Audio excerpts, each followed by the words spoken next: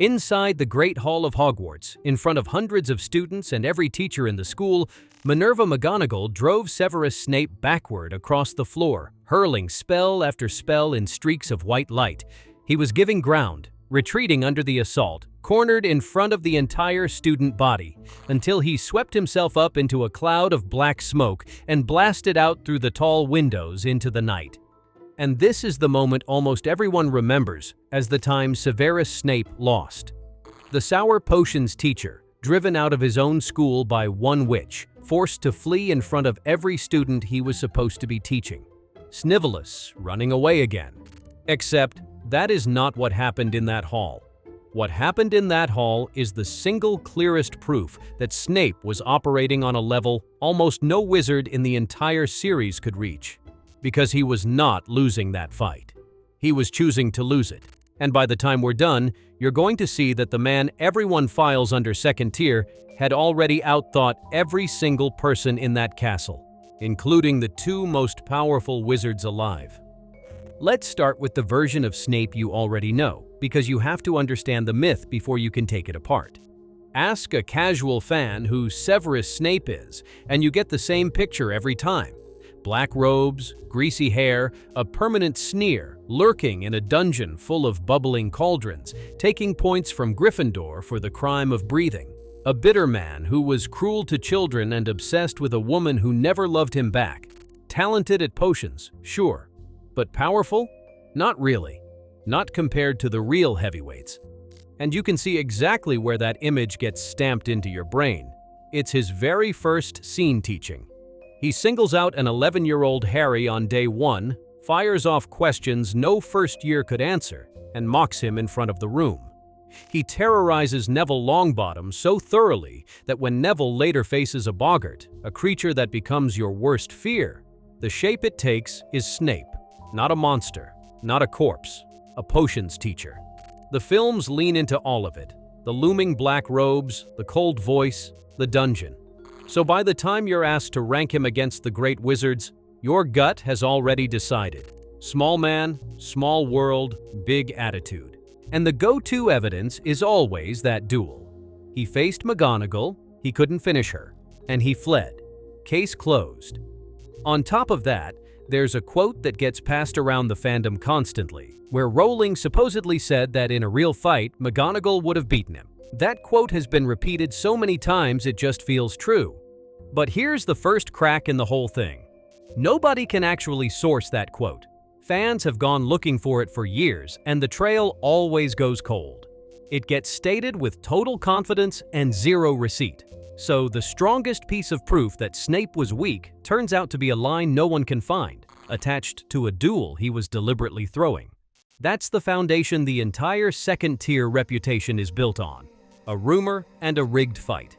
And there's a bigger reason that reputation stuck, one we're going to come back to at the end. Almost everything you picture when you think of that duel comes from the movie. And the movie quietly left out the part that changes the whole story. So if the myth is wrong, what's the truth? Here's the thesis, and everything after this is going to prove it. Snape's power was never about firepower. It was about control. He mastered the two hardest, rarest branches of magic in the wizarding world, the magic of the mind and the invention of new spells, and he mastered them well enough to fool the single most dangerous man who ever lived. The loud wizards, the ones flinging curses across the Great Hall, they were easy to measure. Snape was dangerous in a way you could not see coming, and that is exactly why the people around him kept underestimating him, right up until it was far too late. Let's build the case. And we're going to start where his power started, long before he was a teacher, back when he was still a teenager. Most wizards go their entire lives using spells that other people invented centuries ago. They learn the incantations, they wave the wand, they never once create anything of their own. Inventing a working spell from scratch is so rare that across 7 books you can count the wizards who do it on one hand. Dumbledore did it. Voldemort did it. And a poor, half-starved teenager from a broken home named Severus Snape did it, over and over, while he was still a student. Look at what came out of that boy's head. Levicorpus, a jinx that yanks a target into the air and dangles them upside down by the ankle. And here's the detail that matters. It's non-verbal. which makes it brutally hard to defend against because you never hear it coming. He made muffliato, a charm that fills the ears of anyone nearby with a low buzzing, so private conversations stay private. Harry and his friends would later rely on that exact spell to plan against Voldemort. He made langlock, which glues your tongue to the roof of your mouth so you can't speak, which also means you can't cast. Take away someone's voice, and you've taken away most of their magic. And then there's Sectum Sempra, a slashing curse that tears a body open as though it had been cut by an invisible sword. When Harry used it by accident, it nearly killed Draco Malfoy on a bathroom floor in a spreading pool of blood. And the thing that should stop you cold is that a teenager invented that. In the margins of his textbook, he'd scrawled 2 words next to it: for enemies. And there's a darker layer to this that most people never notice. Remember Levicorpus, the jinx that dangles you upside down by the ankle?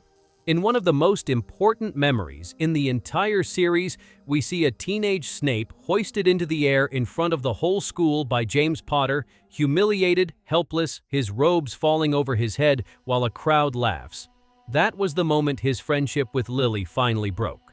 And Levicorpus, the exact jinx used to shame him, was his own invention. A bullied, powerless kid built a spell that does precisely what was being done to him. You don't create magic like that by accident. You create it because your mind never stops working the problem, even when the problem is your own pain. And these weren't just schoolyard tricks that stayed in a textbook.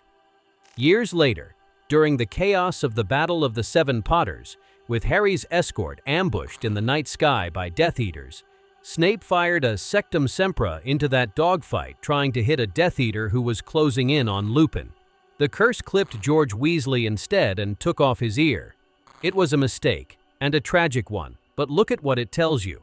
In the middle of a running battle at full speed, on broomsticks, in the dark, Snape was still trying to protect the good guys while playing the villain, using the very curse he'd built as a boy. And notice something here, because it's going to become a pattern. If you only ever watched the films, you barely saw any of this. The movies never really explain that Snape invented these spells at all. So most fans have no idea that the curse marked for enemies and the healing song that closes those same wounds came out of the same teenage head. The screen gave you a fraction of the man. The page gave you the whole thing. Hold on to that, because it's about to explain the single most misunderstood moment of his life. But here's what separates Snape from someone who just liked making weapons. He didn't only invent the curse, he invented the cure. He created Vulnera Sanantur, the countersong that closes those wounds, the only thing that can reliably undo Sectum Sempra's damage. He built the poison and the antidote. That's not a kid lashing out. That's someone thinking through magic from both ends, systematically, the way a scientist works.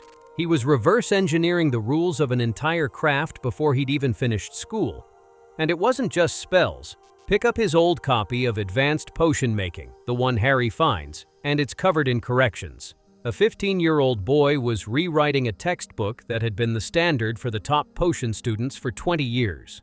"Crush the bean instead of cutting it," he wrote, and suddenly the potion works better than the official method. Even Hermione Granger, the brightest witch of her age, never did anything close to that. She mastered the rules. Snape improved them. And that potion's talent alone would make him formidable, because there was, quite simply, no concoction he couldn't brew. Verita Serum, the truth serum so powerful 3 drops will pull secrets out of anyone. Wolfsbane, a potion so complex that most qualified wizards can't make it at all, brewed to keep a werewolf sane. Even Felix Felicis, Liquid Luck, one of the trickiest potions in existence. If you needed the impossible bottled, Snape was the man. And in a world where a single well-placed potion can end a fight before it starts, that is not a small thing. Now, you might be thinking, fine, he was a brilliant inventor and a master brewer, but that's a lab skill, not a fighting skill. And that's where this gets interesting, because Snape's most dangerous ability had nothing to do with cauldrons at all. It was his command of the mind. There are 2 halves to this, and Snape was elite at both. The first is legilimency, which people lazily call mind reading, but it's closer to this. The ability to reach into someone's head, read their intentions, and see what they're about to do. Now think about what that means inside a duel. While his opponent is winding up a curse, Snape can already see it coming. He's not reacting to the spell. He's reacting to the thought behind the spell, a half second before it's cast. Facing an opponent, he could slip into their mind before a single wand was even raised, reading the attack while it was still just a thought. Against almost anyone, that turns a duel into a game he's already read the ending of. And now, flip it around. Snape was a master of non-verbal magic, casting powerful spells without ever speaking the incantation out loud. Think about how much of an edge that is. In a normal duel, you get a warning. Your opponent shouts the spell, and that half second of sound tells you what's coming and gives you time to block. Against Snape, there's no warning. His curses arrive in total silence, with no tell at all. So picture the full package in a real fight. He can see your attack forming in your mind before you cast it, and he answers with a spell you never hear coming. You're fighting a man who reads your moves and hides his own. That's not a fair duel. That's barely a duel. The second half is even rarer. Occlumency. The discipline of sealing your own mind shut so no one can read it. This is the defense against legilimency, and it is famously, brutally difficult. Harry spent an entire year trying to learn it, and basically couldn't. It takes iron emotional control, the ability to lock every feeling and secret behind a wall and hold it there under pressure. And Snape's occlumency wasn't just good, it was a fortress. Dumbledore himself said only Dumbledore ever really got to know the man behind that wall. And he didn't just use these gifts to sit quietly and pass exams, he used them to move pieces around the board while everyone thought he was doing nothing. When Dolores Umbridge tried to force truth serum down Harry's throat to interrogate him, it was Snape who calmly told her he was fresh out of Veritaserum. A lie, of course. He had plenty. He was protecting Harry and buying time, and he did it with a straight face to a woman actively hunting for traitors. In that same crisis, it was Snape who quietly understood what Harry's garbled warning actually meant and got word to the Order of the Phoenix, sending the rescue that saved 6 kids at the Department of Mysteries. He's rarely on screen for these moments. He's usually somewhere in the background, unbothered, letting everyone assume the worst of him while he pulls the strings. So put those two things together. He could see into other people, and no one could see into him. In a world where the deadliest wizard alive built his entire power on reading minds, Snape was the one man who was both unreadable and reading everyone else. Hold on to that, because it's about to become the most important fact in the whole story. Because of all this, Snape ended up in a position no other wizard in the series ever managed. He was trusted, completely, by both sides of the war at the same time. Dumbledore, the greatest wizard of the age, trusted him with the most sensitive secrets of the entire resistance.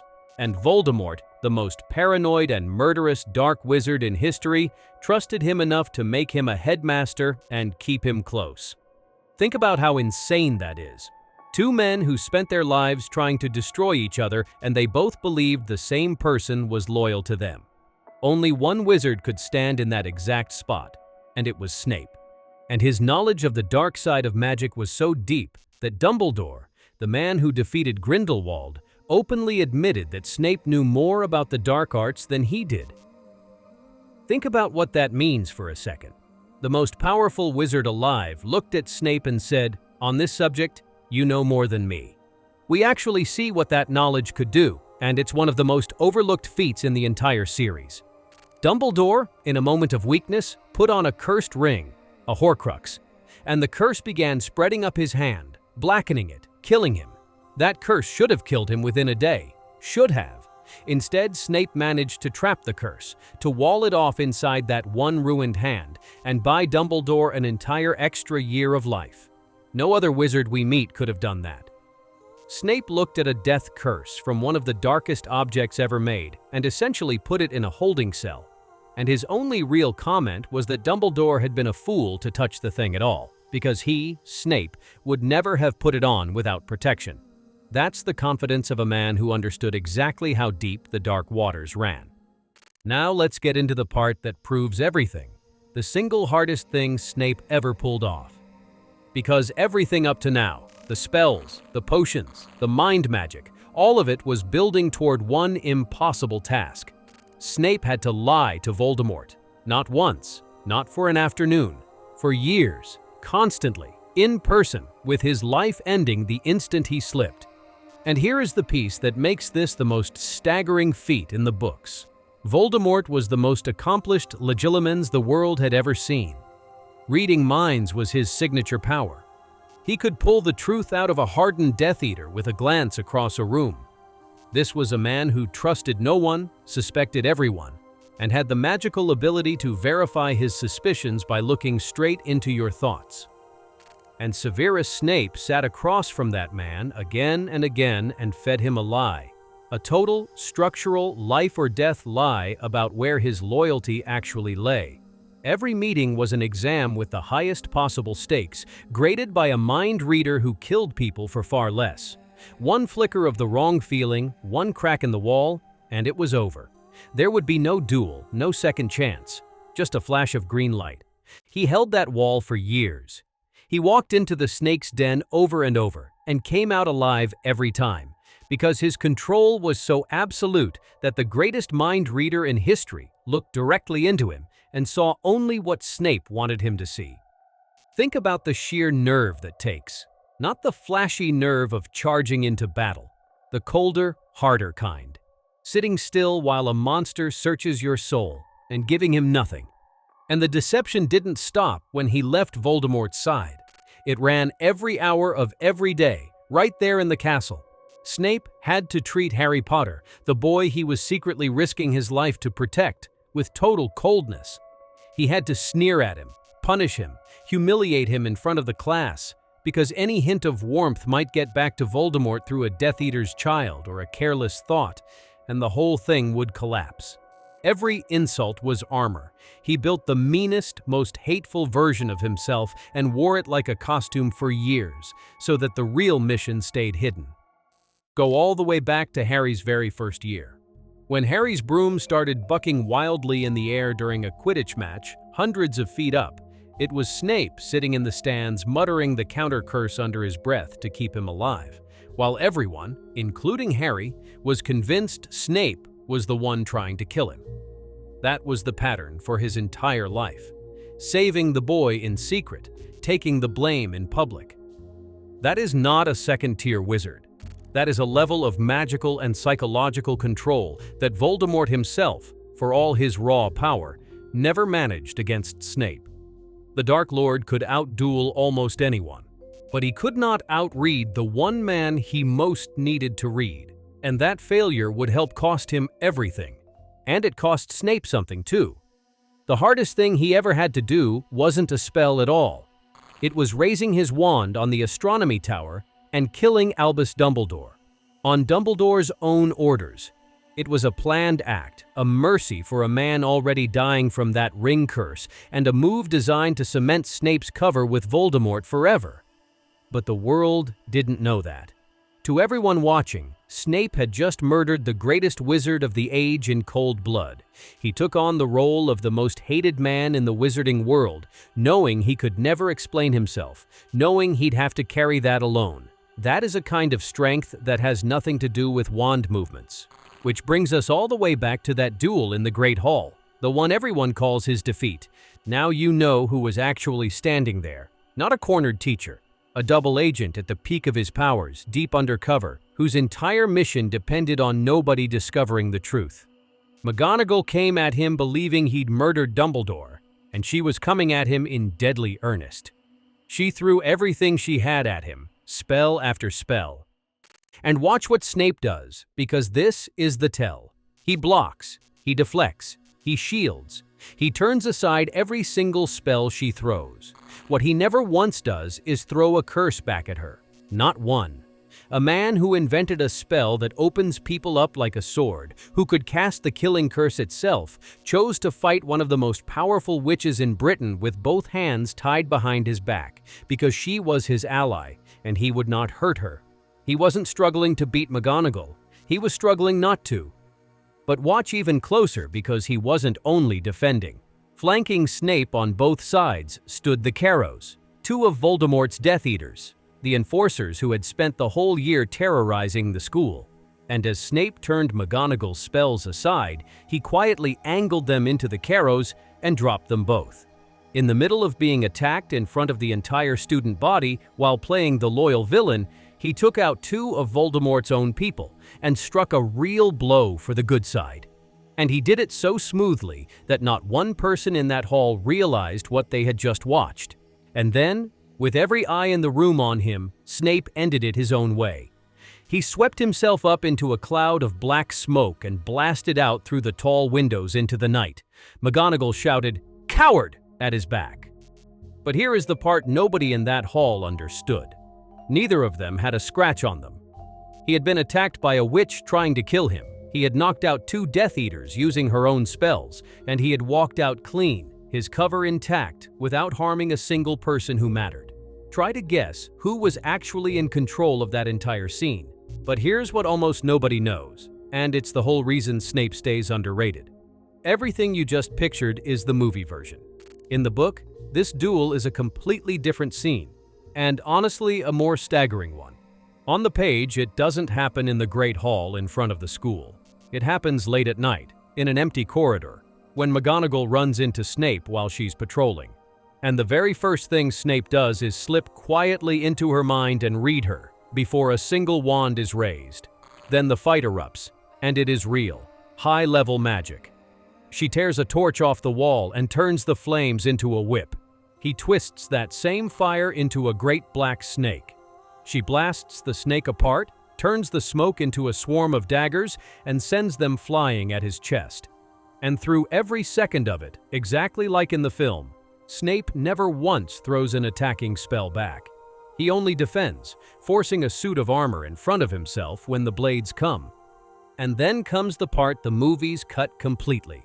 He wasn't facing one professor. Flitwick, Sprout, and Slughorn come sprinting up and join McGonagall, and now it's four of the most accomplished teachers at Hogwarts against Snape, alone. 4 against 1, and even then, he doesn't get beaten. He turns, flies straight out of a window with no broom under him, and vanishes into the dark. And in all 7 books, there is exactly one other wizard ever described flying like that, with nothing at all to carry him. Lord Voldemort. So hold the two versions side by side. The movie gives you a man deflecting a few spells and turning into smoke. The book gives you a wizard holding off 4 elite duelists at the same time, refusing to hurt any of them, and escaping with a piece of magic almost no living person could pull off. Most fans only ever saw the first version. The second one is sitting on the page in a chapter casual viewers never read. And that, more than anything else, is why the world quietly decided Snape was second tier. They were rating him on the watered-down cut. He didn't lose either version of that fight. In the movie, he took out 2 of Voldemort's enforcers while pretending to be beaten. In the book, he held off 4 professors at once and left through a window using a feat only the Dark Lord shares. If that's what losing looks like, most wizards would kill to lose like that. Snape's story ends in a filthy shack on the edge of Hogwarts, bleeding out on the floor after Voldemort finally turned on him, still not understanding who Snape had really been. And in his last moments, Snape did one final thing that reframes the entire man. He pulled the silver memories from his own head and gave them to Harry.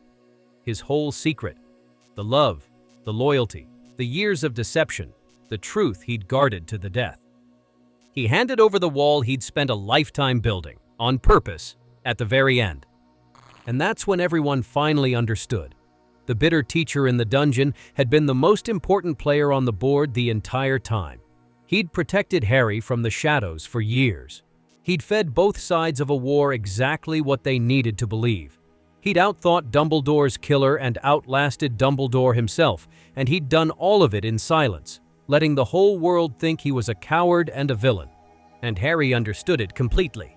Years later, when he had a son of his own, he gave him 2 names, Albus for Dumbledore and Severus for Snape. He told that boy that Severus Snape was probably the bravest man he ever knew. Sit with the size of that. The teacher who tormented him, whom he'd hated for most of his life, whom the entire world believed was a murderer, ends up as the name Harry chooses to honor. Not because Snape was flashy, not because he won famous duels. Because when you finally saw the whole board, you realized he'd been carrying the most impossible weight of anyone, alone, the entire time. So here's the real reason Severus Snape was more powerful than the others. It was never about who could throw the biggest curse. The loud wizards, the ones who dueled in the open, you could see everything they had. Snape's power was the invisible kind. Invention, mind control, and a discipline so complete that the greatest mind reader alive looked straight through him and saw nothing. The others fought to be feared. Snape made sure nobody ever saw what he truly was, and that made him the most dangerous man in the room every single time. The proof isn't that he won a flashy duel. The proof is that the one time you watched him lose, he was the only person in that castle who knew he was choosing to.